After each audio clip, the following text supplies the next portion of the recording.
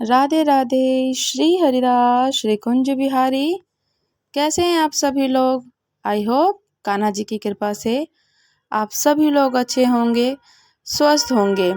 ठाकुर जी के परम भक्त कुंभन दास ठाकुर जी के लाडले कुंभन दास जी की चर्चा और कथा है। बहुत ध्यान से और पूर्ण कथा सुनिएगा। ठाकुर जी की लीलाएं हैं तो लाला ने कैसे कैसे अपने भक्तों पे, परम भक्तों पे और अपने सभी भक्तों पर पूर्ण रूप से कृपा कैसे करते हैं। गुरुजनों पर की भी कृपा होती है। तो कुंभन दास जी, उन पर जो कृपा है गोसाई विठलनाथ जी की, जो उनके गुरु हैं कुंभन दास जी के। एक बार आज के डेट में भी, आज के समय में भी नाथद द्वार में गोवर्धन श्री वृंदावन में गोसाई विठलनाथ जी जो कि हैं वहाँ पे श्रीमद् वल्लभाचार्य जी के पुत्र हैं। विठलनाथ जी वल्लभाचार्य जी के पुत्र हैं और गोस्वामी हमारे कुंभन दास जी के हैं, यह जो गुरुजन हैं। तो बहुत अच्छी और बहुत सुंदर लीलाएं हैं। श्रीमद् वल्लभाचार्य जी महाराज ने श्री नाथ जी को विराजमान तो किया, श्री जी बाबा को विराजमान तो किया है, परंतु उन्होंने ग्रंथों का अवलोकन करने के लिए जो उसका विस्तार करने में ना बहुत ज़्यादा उनका अनंतरण भाग है। भोग, राग और श्रृंगार, ये 3 चीज़ सेवाओं पे ज़्यादा विस्तार किया है विठलनाथ जी ने। राग, भोग, श्रृंगार, ये तीनों ही प्रणाली ऐसी हैं कि प्रारंभ कर दी ठाकुर जी की सेवा के लिए। भोग नहीं तो श्रृंगार, श्रृंगार नहीं तो उनका राग, ये तीनों तरीके से ठाकुर जी को प्रसन्न किया जा सकता है। तो गोसाई विठलनाथ जी की कृपा पात्र से ही श्री कुंभन दास जी, बहुत अंतरण लीलाएं हैं, पूर्ण सुनिएगा। कुंभन दास जी महाराज तो वहाँ पे जाते हैं। आज पता चला कि गोसाई विठलनाथ जी का जन्मदिन है और गोसाई विठलनाथ जी के प्रादुर्भाव में आज भी नाथद द्वार में जलेबियाँ बांटी जाती हैं। वहाँ का जो है कि जलेबी उत्सव ही है। गोसाई विठलनाथ जी का जन्मदिन को बोला जाता है जलेबी उत्सव, जलेबी महोत्सव हो रहा है। तो सब लोगों ने दुनिया भर की सामग्री ठाकुर जी की सेवा में अर्पित की, दुनिया भर की सामग्रियाँ अर्पित की है। सब लोग कर रहे, सब शिष्य परिकर अपने अपने गुरु के जन्मदिन पे कर रहे हैं, अपने अपने भाव रख रहे हैं, अपने अपने मन का जो उनके चित्त में चल रहा है वो रख रहे हैं। अब कुंभन दास जी बहुत ज़्यादा अप्रस्त जीवन था। उनके जो घर था वो बहुत निर्धन थे। उनके साथ कोई तो उनके जो पितृ थे ना, मतलब बहुत ज़्यादा वो दीनहीन थे और उनके साथ 4-5 भाई थे। बड़ा परिवार था, बहुत लोग जन थे, सारे लोग परिवार में इतने थे कि संयुक्त परिवार था और दीनहीन था। तो वह कुछ उनके पास व्यवस्था थी नहीं। किसी के घर में खाने को बहुत है और किसी के घर में खाने को नहीं है, तो वही बात है। और भगवान की भक्ति करते करते उनको इतना आनंद आता कि कुंभन दास जी का जीवन ऐसा चलता था कि उनके घर में खाने वाले तो बहुत थे पर उनके खाने के लिए कुछ नहीं था। तो कुंभन दास जी बड़े चिंतित थे बहुत कि आज गोसाई जी का जन्मोत्सव है और मैं कुछ नहीं कर पाया, मैं कैसे करूं, उनको कैसे दे पाऊं भेंट में। कुंभन दास जी के पास एक गैया थी, उसका दूध निकाल के सेवा किया करते थे। कुछ सामग्री बनाते और श्री जी बाबा को, नाथद जी को, उनको भोग देते थे, बनाते थे। आज कुंभन दास जी ने किसी को अपनी गाय दे दी, बेच दी और थोड़ी बहुत जो राशि मिली और गोसाई जी के जलेबी उत्सव में कुंभन दास जी ने उसका सहयोग किया। सब भक्तों के भाव गोसाई जी को पता चल गए, विठलनाथ जी को। लेकिन जैसे ही किसी वैष्णव जी ने जाकर बताया कि महाराज कुंभन दास जी ने आपकी सेवा अर्पित की है, कुंभन दास पे इतना सारा धन कहाँ से आ गया? कुंभन दास पे तो बड़ा किंचन है, बड़ा निर्धन है, उस पे इतना धन कैसे आया? वहाँ पे कहाँ से आयो धन? वह ने कैसे करी से? गोसाई जी ने बड़ी चिंता करी उनकी, विठलनाथ जी ने। गोसाई जी ने जब जांच करवाई तो पता चला कि कुंभन दास जी ने अपनी गैया बेच दी और वहाँ से जो कुछ धन मिलो तो वहाँ को ठाकुर जी विठलनाथ जी की जन्मोत्सव में लगा दिया। गोसाई जी ने, विठलनाथ जी ने बुलाया कुंभन दास जी को। कुंभन दास जी जैसे आए, प्रणाम करा तो गोसाई जी देख रहे हैं। और देखते ही गोसाई जी के जो कि कुंभनदास जी को देखा तो उनके देखते ही नेत्र उनके इतने सजल हो गए। तो ठाकुर जी के वो कहते हैं कुंभनदास जी कि क्या हुआ गोसाई जी, क्या हुआ गुरुजी, आप इतने उदास क्यों हैं? ऐसे बोलते हैं ना, क्या हुआ जय जय, आप इतने श्रमित क्यों हैं? जब श्री जी को भाव के बुलाया विठलनाथ जी ने कुंभनदास जी को, तो बड़े श्रमित लग रहे थे। उनके अश्रुबिंद क्यों? कुंभनदास जी पूछते अपने गुरु जी से, विठलनाथ जी से। तो विठलनाथ जी बोलते, कुंभना कहाँ हो सकता था, इतनी वैष्णव में सेवा कर तो दी, फिर तेने अलग ते अपनी गैया को बेच करके, ब्रजवासियों को बेच के कुछ रुपया ला करके मेरी सेवा में काय को लगाई? काय जब तो पता है कि तेरे घर की स्थिति बढ़िया ना है तो जरूरत थोड़ा ही ना है, और जरूरी थोड़ी है कुंभना कि धन ते ही सेवा करी जाएगी, मन ते भी तो होवे। ब्रजभाषी भाषा में बात हो रही है अभी। हाँ है, मन तो पूरी करे, जरूर थोड़े कि तो धन की सेवा करे काजे आवे है। गैया काय को बेच दी अपने, ऐसी ऐसी उनसे बातें हो रही हैं। तो बता कहाँ है उत्सव, तो अपने यथावत रूप में रहो, तेने गैया क्यों बेची? तेने अपनी गैया क्यों बेची? तेरा घर परिवार है, इतने अकिंचित हैं। तो कुंभनदास जी मंद मंद मुस्कुराने लग गए और आज विठलनाथ जी से भाव कह रहे हैं कि जय जय, कि मेरी वह करनी को यह फल है कि मेरे गुरुदेव के नेत्रों में दो अमृत बिंदु हैं कि मेरे काजे आ रहे हैं। विठलनाथ जी के नेत्र सजल हो गए थे। मेरे पे दीन भाव रख के, दया भाव रख करके मेरे गुरुदेव के नेत्रों से अमृत के बिंदु मेरे काजे प्रकट भये हैं कि मोए लगे वो करने से मेरा उद्धार हो गयो। ऐसा कह रहे हैं। आपने जो ये व्यक्ति का बहुमूल्य वस्तु ये है कि जो उनके अश्रु बिंदु हैं। अगर किसी की दुख में आप रो, किसी की खुशी में खुश हो, प्रसन्न हो, तो यही होता है कि सदैव व्यक्ति ना हमेशा अपने दुख को रोता है, पर जो उसको नहीं चाहिए तो रोता है, जो मिलता है उसके लिए रोता है, खुशी में गम में। पर दूसरे के लिए किसी के ना अश्रु ना आना, प्रकट होना बहुत बड़ी बात है। तो कुंभनदास जी बोले कि मेरे गुरुदेव के नेत्र सजल भय मेरे काजे, मेरे तो उद्धार आज ही होएगा। यदि अभी मेरे प्राण निकल जाए कि निश्चित है तो मोको श्यामा श्याम जो की गोद प्राप्त होगी। मेरे गुरुदेव जी ने आज दया करके दीन भाव नेत्रों से नेत्र सजल कर लिए। इतने नाथ, भले ही मेरी करनी आपको अनुचित लगी हो, पर मेरी यह सेवा से आप मेरे प्रति दया भाव रख रहे हो, मेरा कल्याण तो यही तो हो गया। भले ही मेरी करनी से आपको मन नहीं लग रहा है, अच्छा नहीं लग रहा है, पर मेरी इस करनी से तो आपकी दया भाव से ही मुझे बहुत अच्छा लगता है। और यही जो भाव है हमारी श्यामा जी को, ठाकुर जी को बहुत प्रिय है। जब भक्तों की श्रृंखला जब देखी जाती है ना, और जब उनके अंतरण भागों को देखी जाती है, दूर दूर तक उनके समीप में नहीं है, दूर दूर तक उनका समागम ही नहीं है हमसे, क्योंकि परम भक्त हैं। और हम तो अभी कुछ नहीं है ना, तो हम उनके तो स्पर्श भी नहीं कर सकते हैं अभी उनके भावों को। अभी तो धीरे धीरे चल रहे, जैसे कुंभनदास जी, मीराबाई जी, सूरदास जी, तुलसीदास जी, इतने सबकी योग्यता यही है कि वो वैष्णव है और श्यामा श्याम को ही श्रेष्ठ मानते हैं और उसके ऊपर कुछ नहीं, श्यामा श्याम को ही श्रेष्ठ मानते हैं। हमारे यहाँ क्या होता है, पत्नी भी मेरी, बच्चे भी मेरे, सब कुछ मेरा, ठाकुर जी ये भी मेरे हैं ठाकुर जी, है ना, अधिकार, अपना आधिपत्य, ऐसे बोलते हैं ना। तो आनंद कि ऐसे तो हमने बहुत सारे कर रखे हैं। तो प्रेम की गली ऐसी है ठाकुर जी की, ऐसे घुटन सी हो जाएगी। क्यों? क्योंकि अगर ना मिली तो कहते हैं ना कि हम जबरदस्ती अपना आधिपत्य अधिकार जमाते हैं, पर नहीं।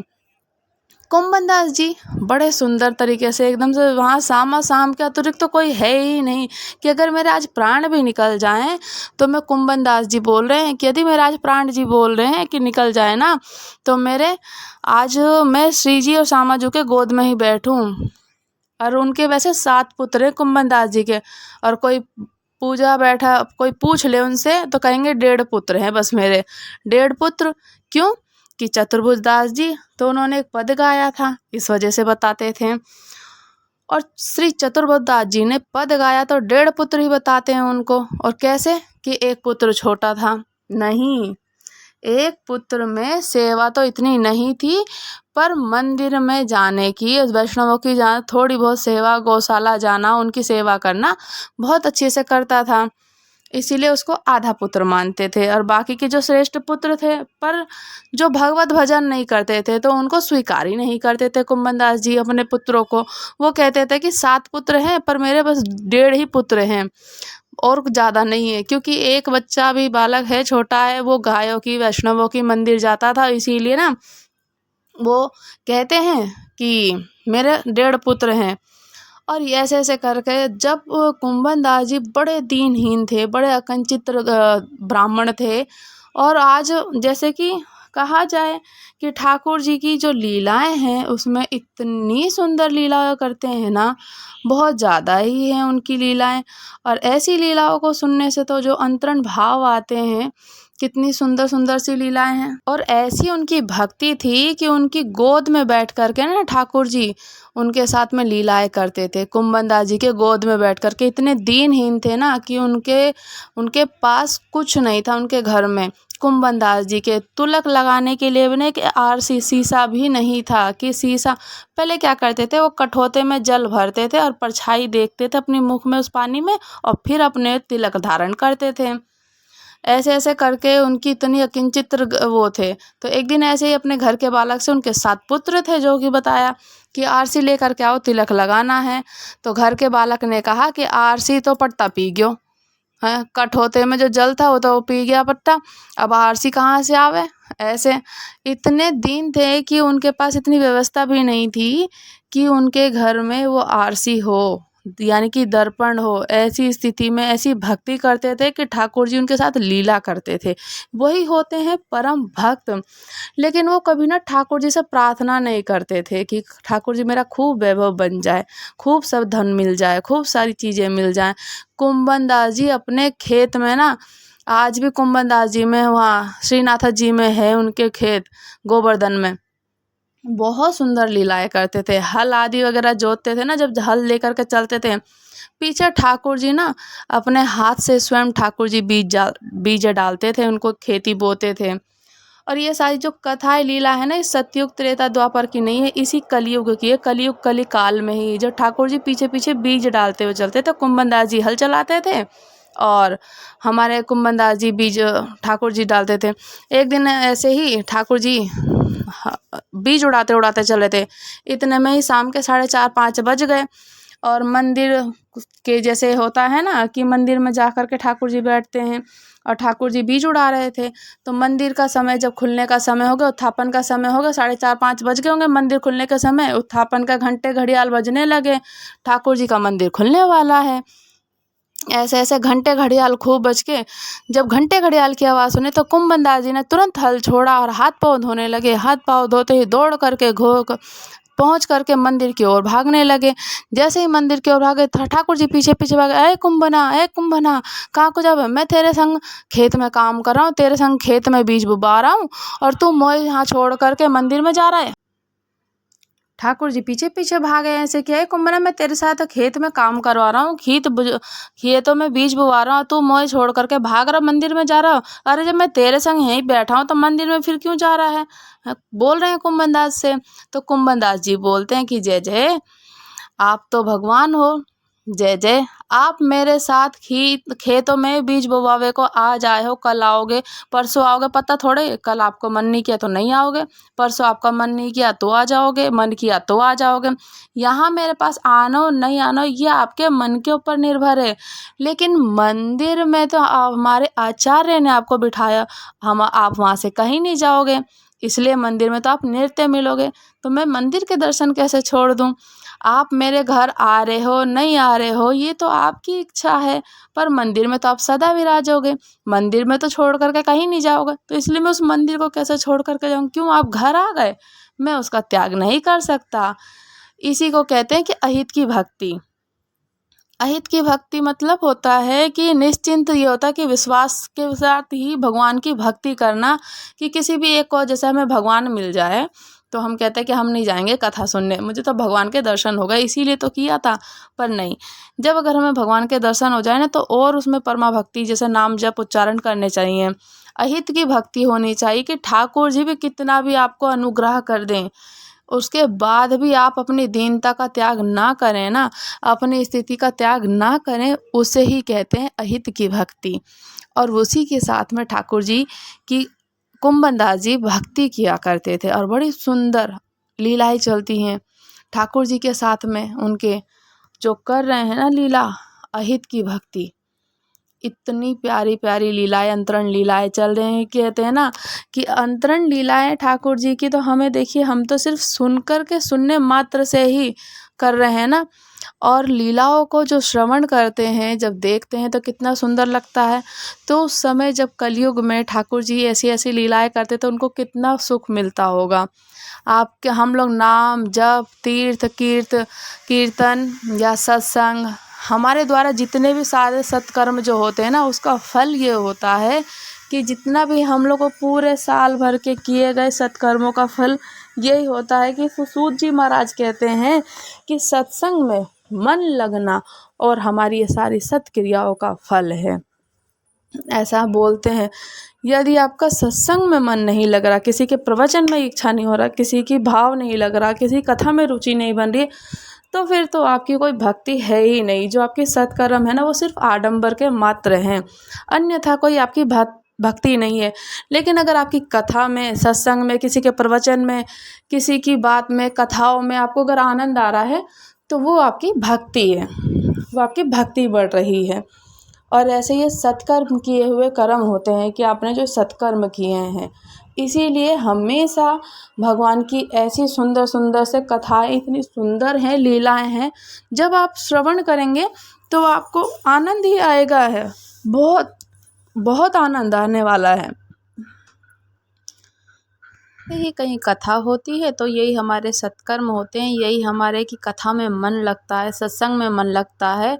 तो ऐसे ही ठाकुर जी लीलाएं करते हुए धरती पर, पृथ्वी पर ऐसे ही रहे ना, तो ऐसे ही बाल लीलाएं उन्होंने अपने हनुमान जी के साथ भी करी। हमारे हनुमान लल्ला भी है ना, तो हनुमान लल्ला ने भी बहुत करी। जब टेकरी हनुमान जी जाते हैं, लड्डू लेकर के जाओ, सिंदूर लेकर के जाओ, कुछ भी लेकर के अगर आप जाओ तो आपको इतना सुख मिलेगा ना, देखोगे आप, पता चलेगा। जब टेकरी हनुमान जी जाओ कि हनुमान जी महाराज को ये प्रिय है, वो प्रिय है, पर सब जगह पर एक ही बात लिखी है कि प्रभु चरित्र सुनबे को रसिया, राम लखन सीता मन बसिया सूक्ष्म।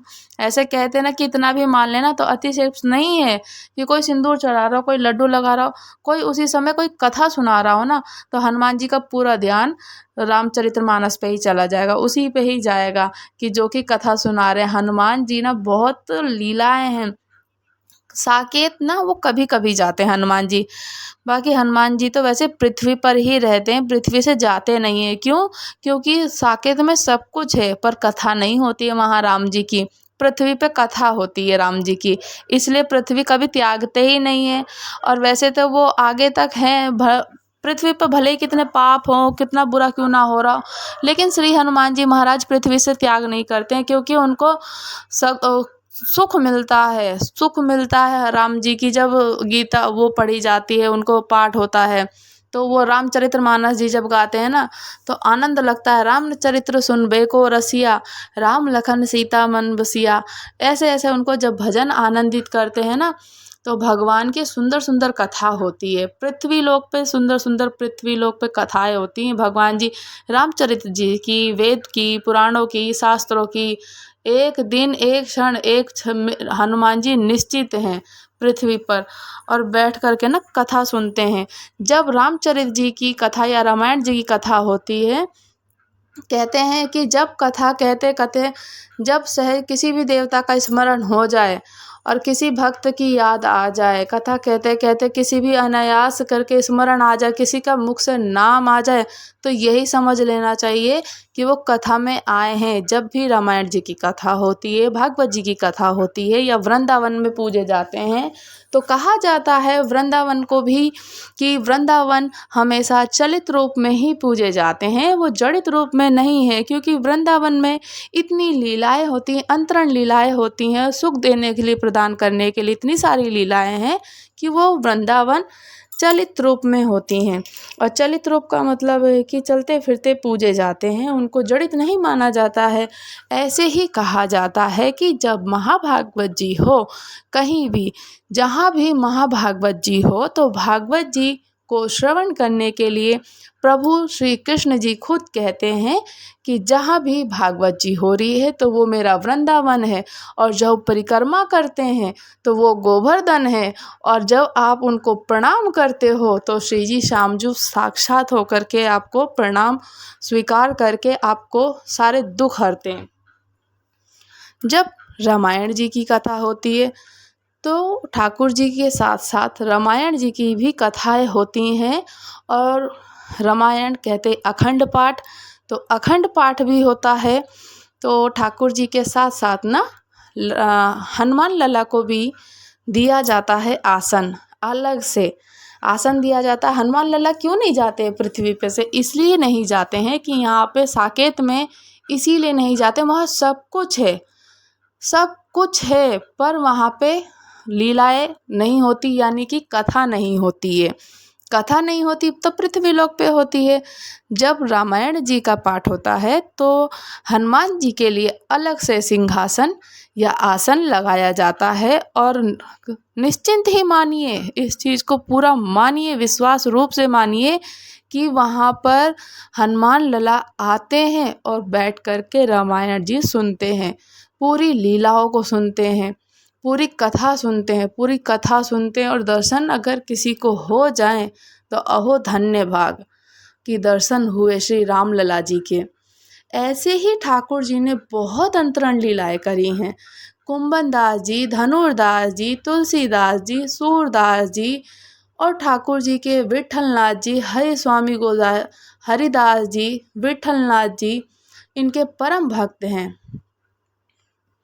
तो लाला लीलाओं करने के लिए ही तो अवतरण लिया है पृथ्वी पर उन्होंने, और सुंदर सुंदर लीलाओं को श्रवण करने के लिए आप सभी लोग चैनल को लाइक कीजिए, और हमारे को आप लोगों का सपोर्ट, प्यार, स्नेह बहुत बहुत मिल रहा है, और ऐसे ही मिलता रहे, सो आनंद आ जाए।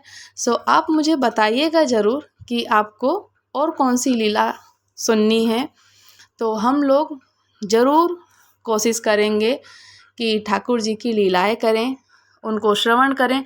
मैं जब ठाकुर जी की अंतरण लीलाओं को सुनती हूँ ना, मुझे बड़ा सुख प्रदान होता है, तो फिर मैं वो ही आपके समक्ष में रखती हूँ, और मुझको जो ज्ञान जो फिर कंठस्थ हो जाती हैं, फिर वो अपने मन की बात बोलती हूँ। ऐसा कहते हैं ना कि ठाकुर जी के लिए अपना आप अपने मन के, अपने चित्त को जो रख दो अपने सामने, उनके सामने, तो वही आपका भाव है।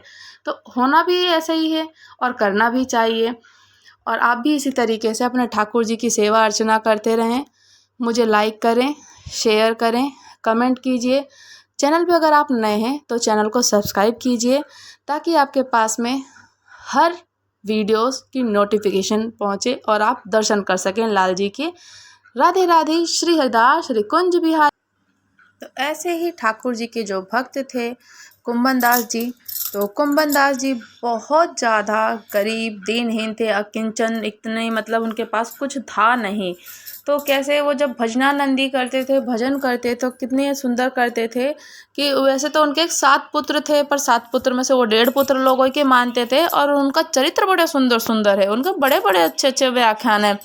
ये कुंभन दास जी ना जिस कुटिया में रहते थे, उनके बगल वाले में ही एक कुटिया के बराबर में ही उनके एक वैश्या रहती थी।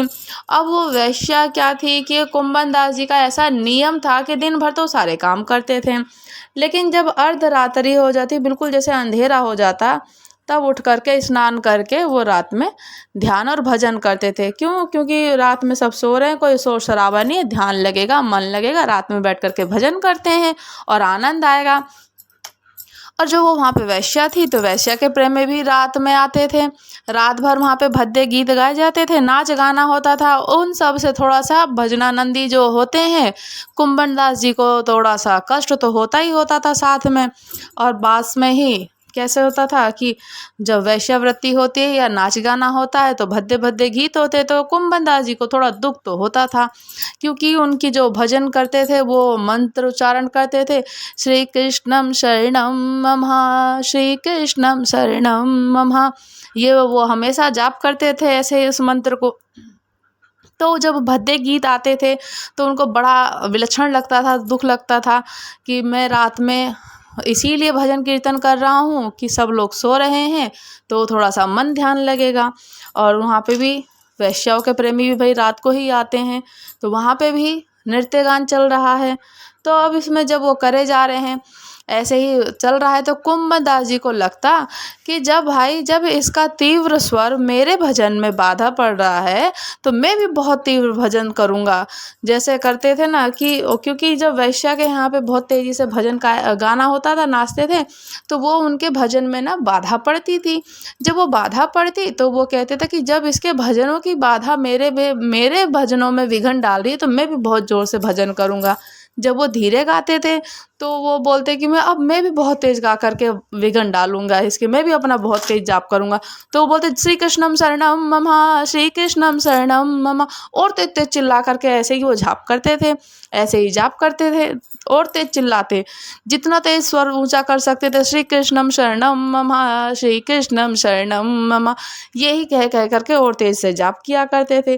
तो जो वो वैश्या थी ना, तो श्री कृष्णम शरणम मम, श्री कृष्णम शरणम मम, जितनी भी तेज आवे उनके वैश्या के हाथ से आवे तो उतनी तेज उनकी कुटिया से आती थी, उतनी तेज कीर्तन करने लगे। अब वैश्या परेशान हो गई। वैश्या बोलने लगी कि अब ये बाबा तो बहुत ज़ोर से गा रहा है अपने सभी प्रेमियों से कि ये देखो हमारे जो आनंद में विघन डाल रहा है ना, तो बाबा क्या करा जाए इसका। तो बोले क्या करा जाए, तो इसकी कुटिया जला दो, इसकी कुटिया जल जाएगी तो कहीं और चला जाएगा। प्रेमियों ने जो जा करके कुंभदास जी की कुटिया में आग लगा दी, आग लगा दी कुंभदास जी की कुटिया में। अब हम जैसे लोग होते, आप जैसे लोग होते, तो हम लोग कहते कि हाय मेरा घर जल गया, ये हो गया, तो आवाज़ चीखे मारते और सब लोगों को बुला करके पानी का छिटकारा करके बुलाते। तो कुंभदास जी ने ऐसा किया नहीं था, तुरंत ठाकुर जी के पास दौड़े, ठाकुर जी को उठाया और बाहर निकल गया है, दौड़ करके बाहर के एकदम से ठाकुर जी को उठा करके दौड़े और बस जा कर का एक बार ठाकुर जी से कहा, ठाकुर जी ये घर मेरा थोड़ा ही था, ये मेरा आपका घर था, मैंने तो ये आपके लिए एक छप्पर बनाया था, आपको धूप ताप बारिश आदि से थोड़ा विघन ना लगे, ये तो आपकी कुटिया थी नाथ, मेरी कुटिया तो जल जाए, कोई मेरा तो सब कुछ खाक हो जाए, मुझे कोई दिक्कत नहीं है, पर ये तो आपका था नाथ, कैसे जल गया। तो ऐसी ऐसी लीलाएं करते थे। तो कहते हैं नाथ ये तो आपका था। तो भगवान जी कहते कि रुक अभी मैं बताऊं। तुरंत उस पवन देव से बोले कि ऐसे बहो कि कुंभदास की कुटिया की आग की लपेटे ना वैश्या के घर में जा। जोर की हवा चली, आग तो लगी थी कुंभदास जी की कुटिया में, पर वो लपटे जाने लगी सारे वैश्या के भवन में, और देखते देखते पूरा भवन जल गया। और जब भवन जला तो वैश्या निकल के आई और कुंभदास जी को गाली देने लगी, चढ़ गई ऊपर उनके कि कैसे तुमने मेरी कुटिया में आग लगा दी, कैसे। कुंभदास जी बोले कि एक बात बता, तब तेने मेरी कुटिया में आग लगाई तो मैंने कुछ, तो बोले मैंने नहीं लगाई, मेरे प्रेमियों ने लगाई, तो तेरे प्रेमी ने तेरी कुटिया में लगाई और मेरे प्रेमी ने तेरी कुटिया में जला दी। बता, अब प्रेमी प्रेमी को लड़ने दे, मैं और तू काहे को लड़े बीच में। ऐसा बोल रहे हैं कि लड़ना ही क्यों है, प्रेमी प्रेमी लड़ लेंगे आपस में। वहीं पैसे के श्री नामदेव जी ऐसे बोलते हैं, वो कुंभदास जी बोल रहे हैं कि कुटिया में आग लग गई तो लग गई, मैंने थोड़ी ना लगाई, ये तो मेरे प्रेमी ने लगाई, तेरे प्रेमियों ने मेरी कुटिया में लगाई, जल गई सो जल गई। ऐसी ऐसी अंतरण लीलाएं करी हैं भगवान जी ने, उनको सुख देने के लिए, अपने भक्तों को प्रसन्न करने के लिए ऐसी ऐसी सुंदर सुंदर से अकंचित लीलाएं करते हैं। सो राधे राधे, श्री हरिदास, श्री कुंज बिहारी।